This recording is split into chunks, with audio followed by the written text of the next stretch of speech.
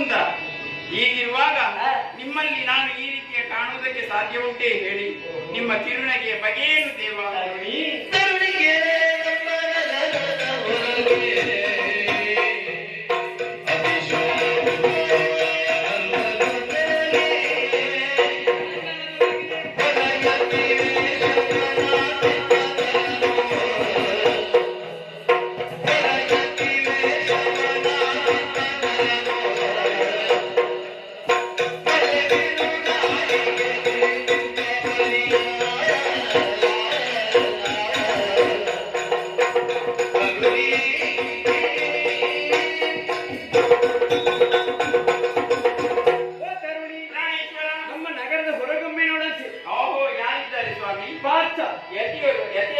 ಯತಿಯ ವೇಷದಲ್ಲಿ. ಯಾಕಂತೆ? ಬಲವಾದಂತ ಕಾರಣ ಉಂಟು.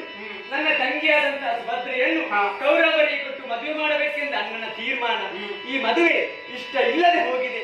ಅದಕ್ಕಾಗಿ ಪಾದ ಪೂಜೆಗೆಂದು ಬಂದಾಗ ಅಪಹರಿಸಿಕೊಂಡು ಹೋಗಿ ಮದುವೆ ಆಗ್ತಾನೆ. ಹಾಗಾಗಿ ಅದನ್ನು ನೆನೆದು ನಗುವುದು ಅಷ್ಟೇ, ನಗುವಿನ ಬಗೆ ಇಷ್ಟೇ. ಸಂತೋಷವಾಯಿತು ಸ್ವಾಮಿ. ನಿಮ್ಮ ಕಿರುನಗೆಯ ಬಗೆಯನ್ನು ತಿಳಿದವಳು ನಾನು. ಸುಭದ್ರ ಕಲ್ಯಾಣದ ನಿರೀಕ್ಷೆಯಲ್ಲಿ ಇರುತ್ತೇನೆ.